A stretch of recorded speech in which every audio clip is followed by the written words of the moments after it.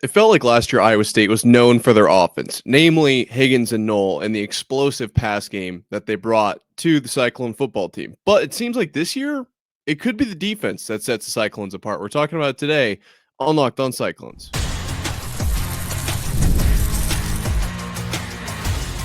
You are Locked On Cyclones, your daily podcast on the Iowa State Cyclones, part of the Locked On Podcast Network, your team every day.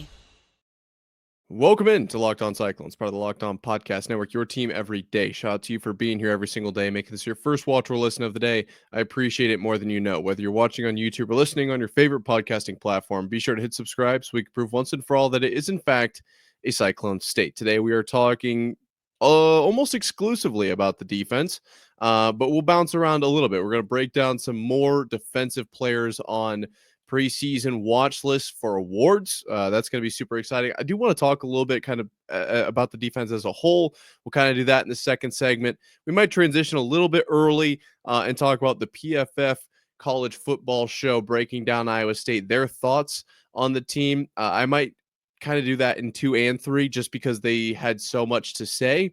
And I think they got a lot of things right, but I also think that, in my opinion, there were a few things that I don't necessarily agree with. We'll put it that way. So be sure to stick around for that. But let's go ahead and dive into these preseason awards and watch lists and such. And it'll be kind of the same deal as yesterday.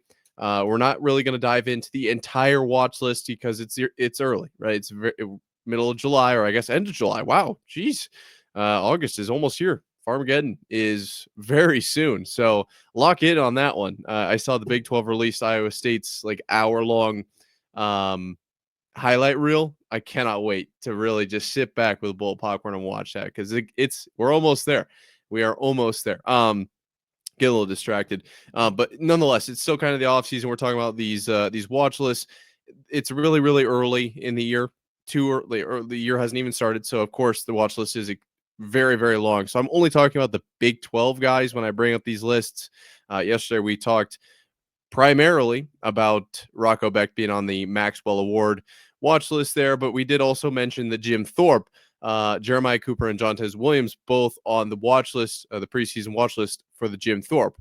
What is the Jim Thorpe? That is the top defensive back. Okay, Jeremiah Cooper and Jontez Williams on that list out of 4 Big 12 guys. I thought that was at least worth mentioning. We didn't talk about it a whole lot yesterday, but for those of you guys that are tuned in, hitting that subscribe button down below, great place to stutter.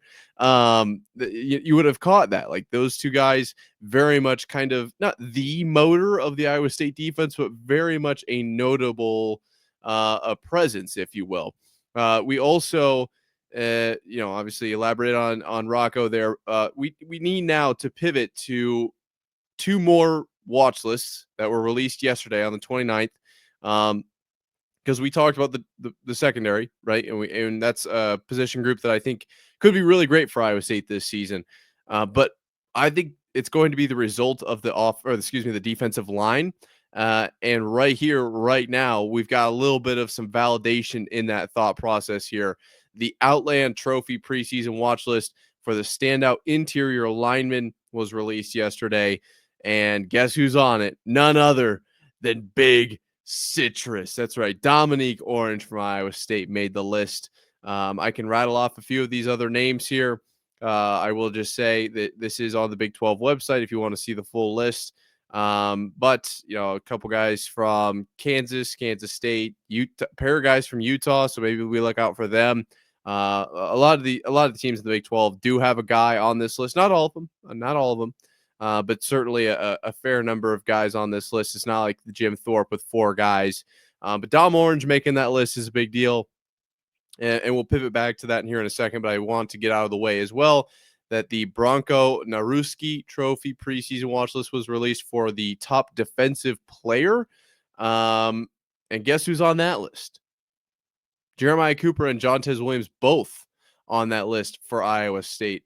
Arizona State, Baylor, BYU, Cincinnati all on that list. Kansas State, TCU, Texas Tech on there twice. So Iowa State and Texas Tech, the only 2 schools to have 2 players on the Bronco Nagurski Trophy preseason watch list. So this could mean that Iowa State's defense is really what moves the needle for this team. Now, we'll have to see how this all plays out. We're going to kind of break that down a little bit more here in the second segment on a macro scale. But I think Dom Orange getting the credit, or at least the recognition that he deserves is a big deal. If nothing else, for like his personal motivation going into this season, a little bit of a refresher of what it's all about, why he came back to Iowa State. Some might say that this is like, oh, well, we kind of made it. He's going to let his foot off the gas now that he's on the preseason watch list. He accomplished it. No, I mean, he didn't. No hate to Dom Orange. This is not meant to be a dig. He didn't accomplish anything being put on the preseason watch list. He's probably not going to have the same chip on his shoulder. You can make that argument. But at the same time, now he's got to live up to the expectations, right? So I don't see how that's necessarily a bad thing. I think that this is a great recognition of Iowa State talent. And Dom Orange knows now, hey, now you've got to go. Now you got to live up to the expectation that's been set. As far as Jeremiah Cooper and Jontez Williams in the defensive back category, these two guys are getting top tier relevant attention, I think is probably the word I was looking for there. They are really turning heads. And I do think that the secondary is going to be good this year. If you pay attention this offseason, you'll know the secondary is not where I would put all of my chips. I'm not going to lie to you. I would put almost every single one of my chips into the linebacker room. Then I put a fair amount of chips into the defensive line. And then I would put the rest of my chips into the secondary. That's just how I would do it. I think that's where the biggest question mark is across the board, probably on the team, but certainly at least on the defensive side of the ball. That's just me personally. And there's different arguments for different sides of that coin. But I think I'm starting to be persuaded, and this is, of course, Jontez played very well last year. Of course, Jeremiah played very well last year. Like these are very talented players.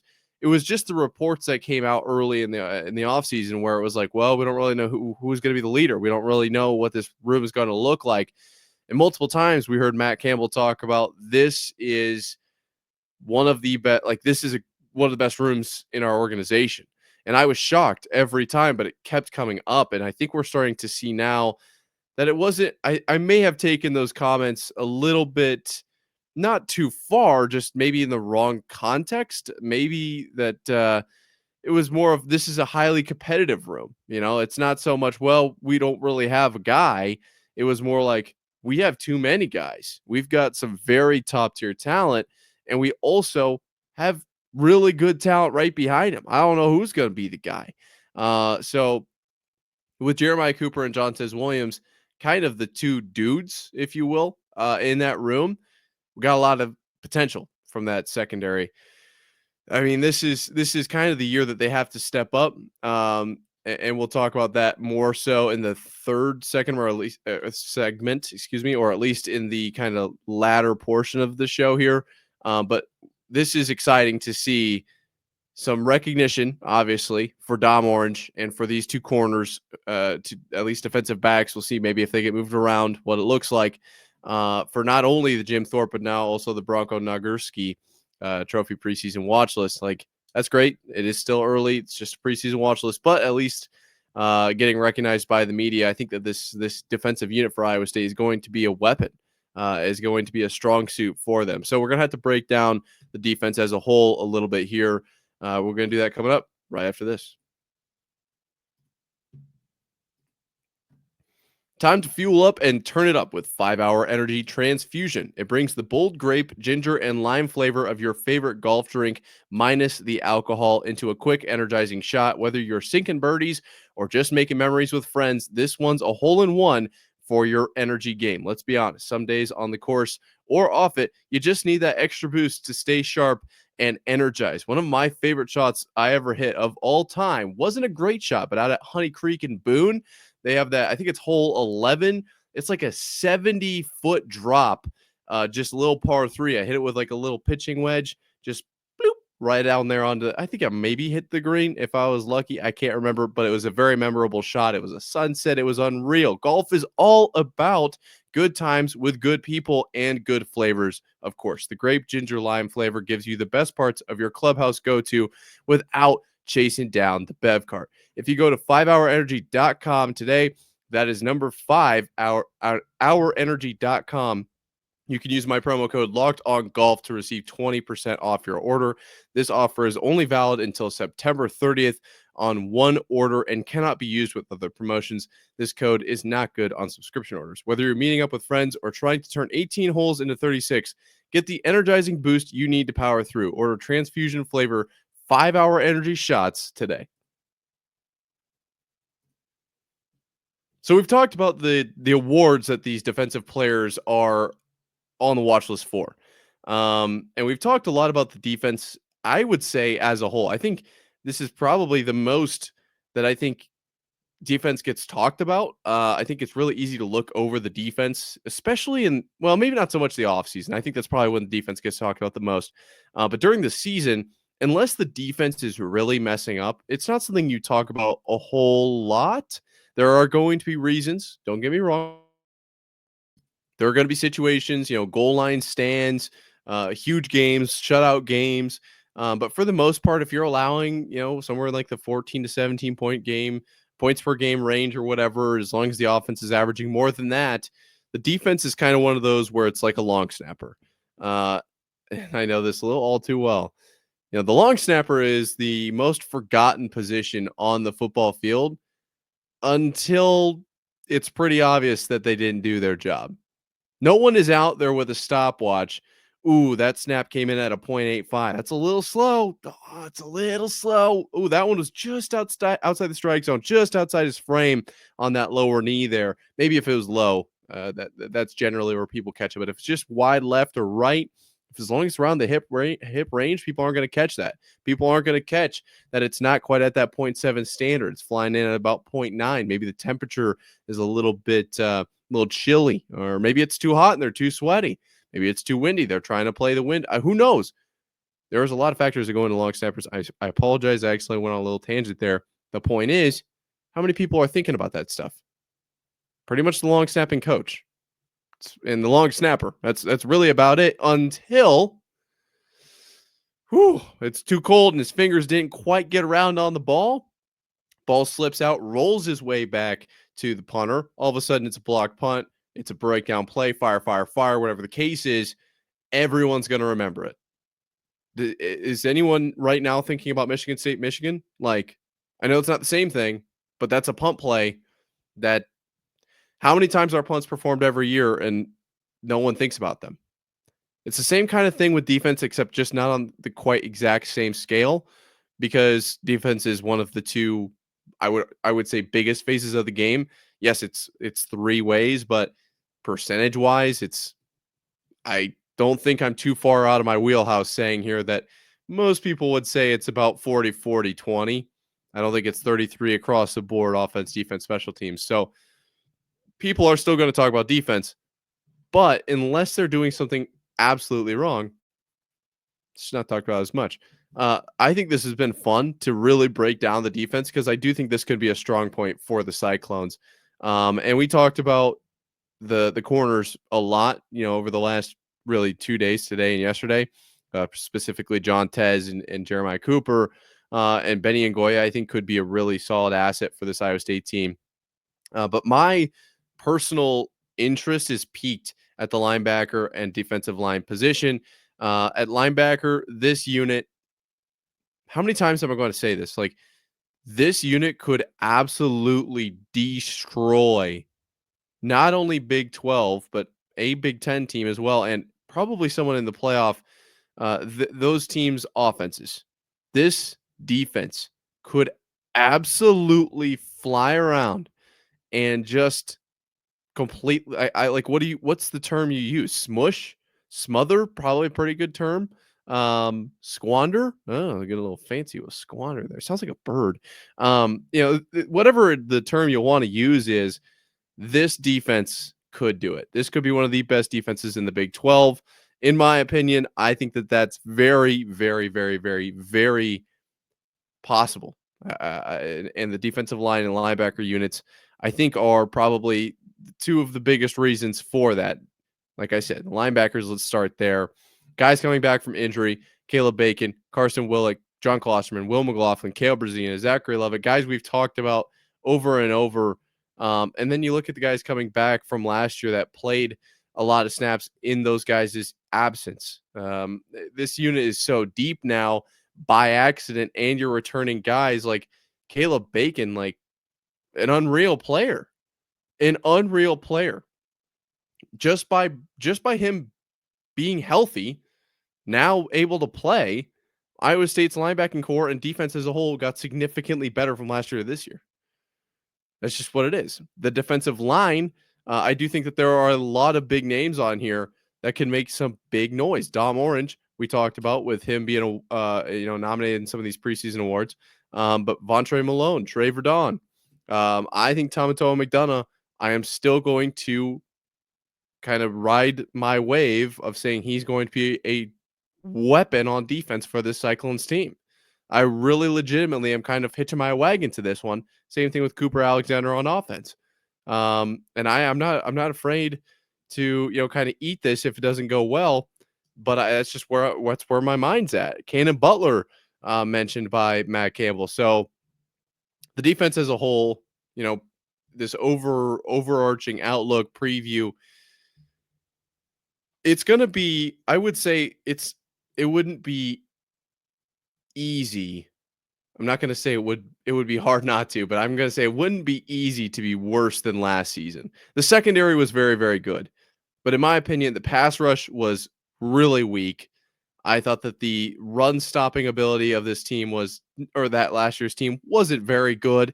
And I'm not trying to be pessimistic here. It's just that, like I said, it was noticeable. And that's when the defense, like, unless they're making big time stops or holding teams to 3 points a game, and 100 rushing yards or less, or 100 total yards or less, like that's when it stands out, unless it's the other way.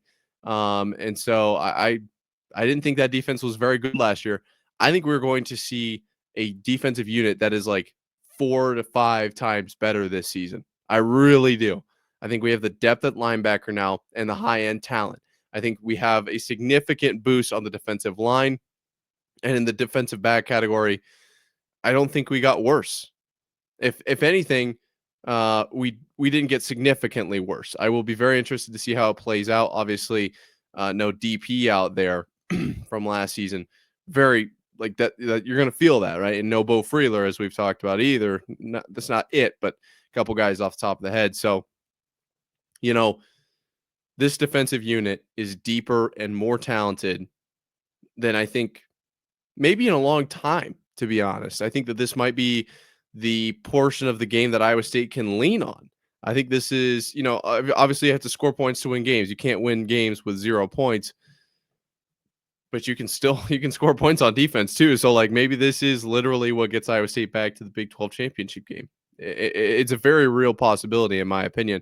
Now the guys over at PFF on their college football show broke this down. Could Iowa State get back to the Big 12 championship game? And some of the things they had to say I agreed with. Some of the things not so much. We'll talk about that coming up here right after this.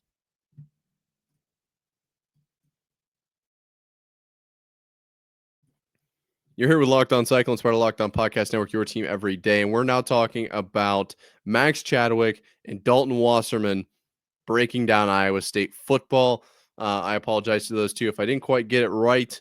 Those names there, not quite as tough as Marvitz, but definitely not super, super easy. You can find me at Nick_Marv on Twitter. If I got those incorrect, maybe we can get them on the show, have them break it down in person for us. But since they are not on the show today, we are going to break down what they said and where I think that they were right and where I think that they were wrong. Those guys, Max and Dalton, the biggest takeaway I had from their little segment was that they're very high on the defense. And I agree. Obviously, just did the first 20 minutes talking about this defensive unit and how solid they are, how much potential this defense has. The Caleb Bacon kind of reference. I thought that was a great, insight by them. I do think Caleb Bacon is going to be a weapon for this defense. They mentioned his run stop ability, and that's something that I think that this defense, if I've said this before on here, if Iowa State had, just a competent run defense last year, I wonder where they would have ended up. It wasn't the case, and so this season, I really want to see that run defense stepped up, and I think Caleb Bacon can do that. They did a couple player spotlights in here. I'll get to those in a second, but they kind of went from defense to the offense. Excuse me. And their biggest question on the offensive side of the ball was Rocco's ability to kind of handle the load. Everyone that's ever talked about Iowa State football I guess you can say that. Anyone that's ever talked about Iowa State football in the last 8 or 9 months has talked about the loss of Higgins and Knoll. It's natural. Makes complete sense. Definitely a large blow to a team to lose your top 2 wide receivers, and their top 2 by a wide margin at that. So it does make sense to bring that up, and Rocco is kind of the guy that's facilitating that entire offensive situation, if you will. They did not feel too confident in Rocco, however, and that's where I don't necessarily agree with Max and Dalton. They did make some solid points. They weren't super excited or high on his gunslinger mentality. They just thought he had too many turnovers, and they thought, especially late in the play, it was just too risky. Too many fitting the ball into tight situations. High risk throws that could not only result in picks, but pick sixes as well. I would say that there is an element to Rocco's game that maybe we'll see some refinement from last year to this year. There's a chance. I don't know exactly what that's going to look like yet, but I think a part of it too, and I think this is maybe the biggest takeaway from Rocco's game, and I'll get into a few more takeaways here in a second, but I think the biggest takeaway from Rocco's game, the biggest improvement we're going to see from last year to this year, is that those risky throws and decisions will definitely be toned back because of the fact that they are going to spread the ball around. This is like legitimately kind of like, I don't know if I guess it's maybe just my opinion, but I think this is a legitimate insight here, low key, that Rocco last year was forced to throw primarily to 2 guys. Now, it's not that they didn't have any other competent wide receivers or receiving options on the field. It's just that, they talked about this, Noah Pauly, I believe, specifically, but I don't think he was the only one, and I'll cover this probably tomorrow. There's also basketball we got to talk about, but talking about there was a lot of plays designed to get the ball to Higgins and Knoll. 2 weapons like that, like, you kind of have to do that. That's kind of a part of the game. When that happens, when you start to get into this rhythm of throwing to the same guy or 2 guys over and over, when that's not there, it falls apart quick. I don't know if anyone out there has played Retro Bowl or the college football game.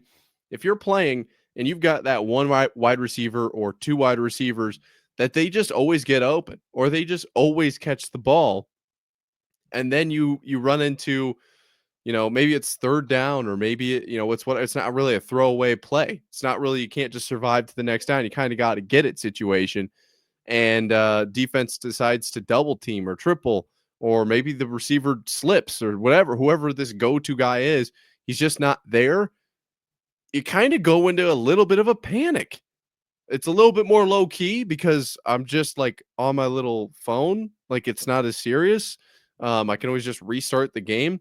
But when you're in a super fast-paced environment out there on the field, and all of a sudden your read progression is 1 to, okay, is he open? Like, it's like a just check again kind of thing. And I'm not saying that this is what Rocco did or this is what they coached. I'm not saying that at all. I know this is how I would be because I do it in these games, is I would immediately, like, now there's nothing I can do.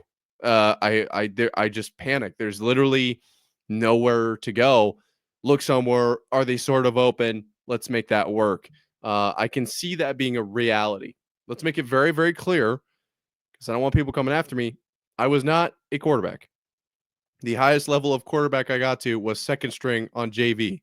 Okay, I get it. I understand that. I just went a little bit too in depth in the long snappers. I think it makes it pretty clear where my talents on the field capped out.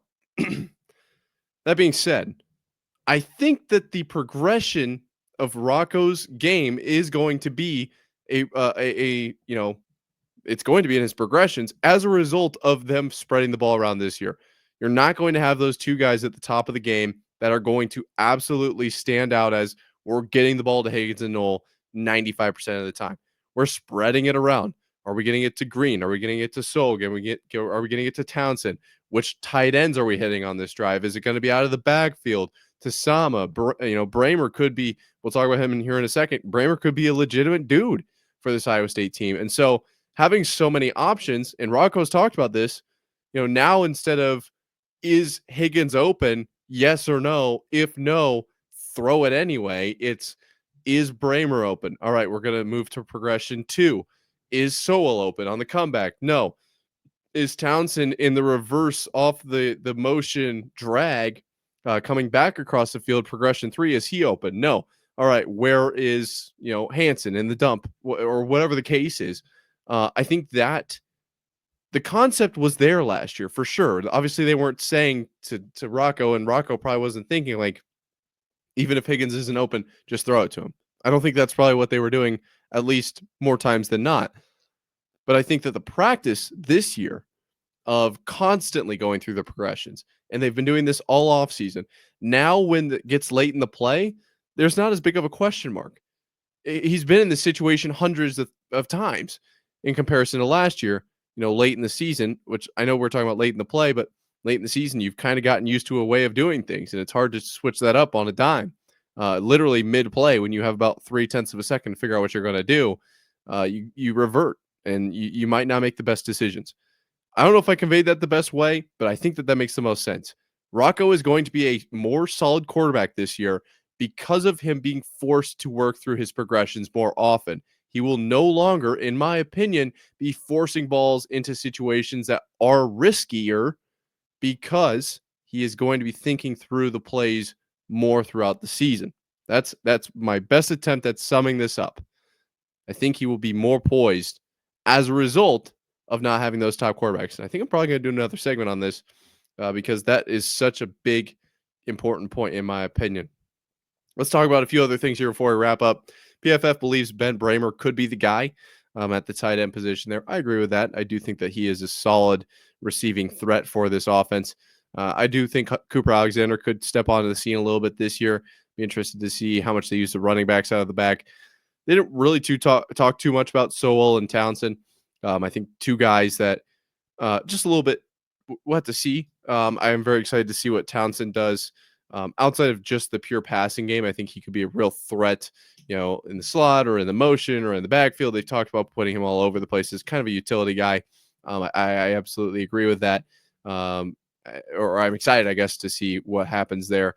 They talked a lot very highly of Jontez Williams. Specifically how great he is in the zone coverage. And they did mention this is the secondary being consistently great, and consistent production from that secondary is what's keeping this team alive year to year. I would agree with that. When you look back all the way to even TJ Tampa or further. And it's kind of, as a result of that, this is one of the best teams in the country at preventing explosives. I would say for the most part that is relatively true. There are plays that stand out for sure, but it's always good to keep guys in front of you, and Iowa State lives to play for another down. The bottom line PFF walked away with, they said that, Iowa State has the third hardest schedule in the Big 12, is what they said. But both Max and Dalton took the over on our friends over at FanDuel's line of 7.5 wins. I personally think their floor is 8. I was just thinking about this on the way home from work today. I really don't see a world where they don't get 8 wins. Something's going to have to go severely wrong for them to not get 8 wins, in my opinion. And it seems like the guys over at PFF agree. Let me know down in the comment section or at Nick_Marv on Twitter. How many wins is Iowa State getting this was? Wow. How many wins is Iowa State getting this season?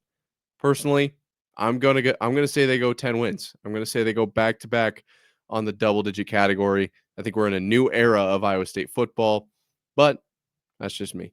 Let me know what you think down below or on Twitter at Nick_Marv. If you made this far, shout out to you. Thank you for sticking around and being one of the amazing Cyclone fans. Hit that subscribe button down below so we can prove once and for all that it is in fact a Cyclone state. Until next time, Cyclone fans, sayonara.